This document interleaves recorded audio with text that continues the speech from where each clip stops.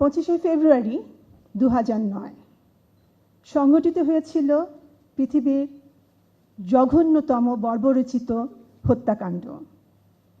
শহীদ হয়েছেন 57 জন অফিসার,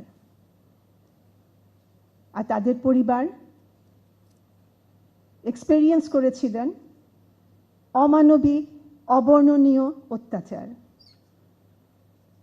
যার ফলশ্রুতিতে পিলখানা, বিডিআর শব্দটা এবং ক্যালেন্ডারের পাতায় 25শে ফেব্রুয়ারি আমাদের সবার কাছে একটা ট্রমা, যে ট্রমা থেকে আমরা 17 বছর বেরিয়ে আসতে পারিনি, এখনো পারিনি।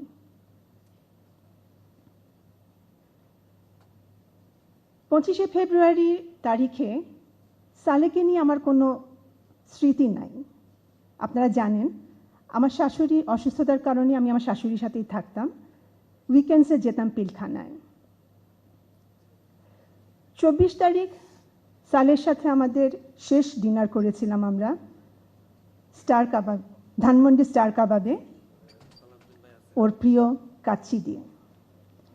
ফিরে আসার সময় আমার 2 ছেলের উদ্দেশ্যে ওর শেষ কথাটা ছিল, see you tomorrow.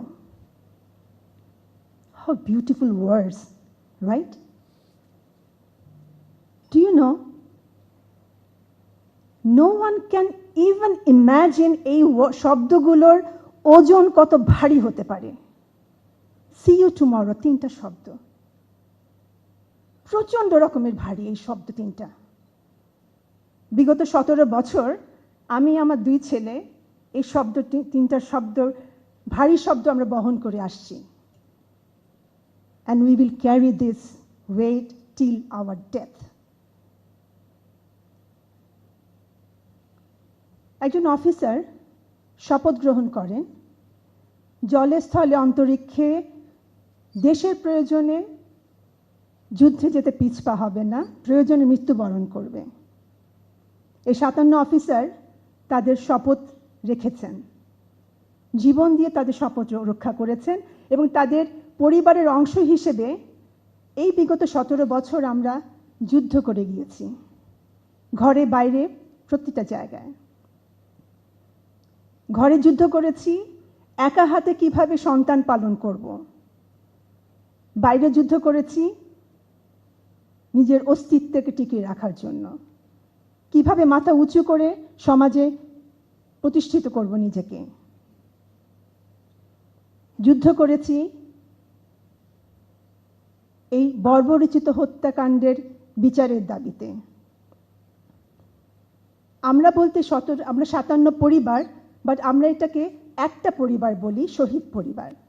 এই 17 বছর শহীদ পরিবারের সাথে কেউ ছিল না, আমরা একাই পথ চলেছিলাম 17টা বছর। তবে গত বছর আমাদের সাথে আমরা পেয়েছি, সাহায্যের হাত বাড়িয়েছিলেন তদন্ত কমিশন। তদন্ত করেছেন, রিপোর্ট জমা দিয়েছেন, কিন্তু দুঃখের বিষয় আমরা এখনো জানি না রিপোর্টে কি ছিল, রিপোর্টে কি আছে, কি আসছে, আমরা কিছুই জানি না। আমরা সেটা জানতে চাই। আমরা যুদ্ধ করেছিলাম দিবসটাকে একটা সেনা দিবস হিসেবে, শহীদ সেনা দিবস হিসেবে প্রতিষ্ঠিত লাভ করার জন্য। গত বছর আমরা সেটা পেয়েছি, কিন্তু সি ক্যাটাগরি। এই দুটো দিনে 57 অফিসার মারা গিয়েছেন, শহীদ হয়েছেন, যেখানে 9টা মাস যুদ্ধে আমাদের এতগুলো অফিসার শহীদ হননি। সম্পূর্ণ নিরস্ত্রভাবে তাদেরকে হত্যা করা হয়েছিল। আমি মাননীয় প্রধানমন্ত্রীর কাছে আবেদন করব, এই ক্যাটাগরিটাকে আপগ্রেড করে, এ গ্রেড করে যদি আমাদের শহীদদের যথাযোগ্য সম্মান প্রদর্শন করা যায়। যুদ্ধ করেছিলাম শহীদ নামটাকে রিকগনিশন দেওয়ার জন্য। আমরা শহীদ মেজর সালে বলি, শহীদ এক্স, শহীদ ওয়াই বলি, নিজের পরিচয়ও দেই শহীদ মেজর সালের মিসেস বলি, বাট শহীদ হিসেবে গ্যাজেট আকারে ওনাদের নামটা এখনো আসেনি। আমি মাননীয় প্রধানমন্ত্রীর কাছে এটা আবেদন করছি, এই 57 অফিসারের নাম যেন গ্যাজেট আকারে শহীদ হিসেবে গ্যাজেট আকারে বেরোনো হয়। গত 17 বছর আমরা বারবার আশা করেছি, বারবার আশাহত হয়েছি, কিন্তু এবার আর আশাহত হতে চাই না। দুটো বিশেষ কারণে আমার আশাটাকে আরেকটু বেশি করছি মাননীয় প্রধানমন্ত্রীর কাছে। কারণ উনি প্রধানমন্ত্রীর দায়িত্বে পালন শুরু করার প্রথম দিকেই উনি এই ইস্যুটাকে প্রাধান্য দিয়েছেন এবং আমাদের ইমোশনকে সম্মান দেখিয়ে যে ভ্যানুটাকে চেঞ্জ করা হলো, এতে আমার আশাটাকে একটু দৃঢ় বিশ্বাস আমার এইবার আমরা মনে হয় আমাদের প্রাপ্যটুকু আমরা পাবো, আমাদের সঠিক বিচারটা পাবো।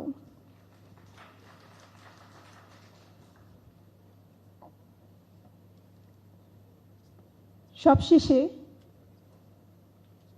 সালের শেষ কথাটা দিয়ে বলতে চাই, we want to C the justice tomorrow. ধন্যবাদ। মাননীয় প্রধানমন্ত্রী, উপস্থিত সকলকে আসসালামু আলাইকুম।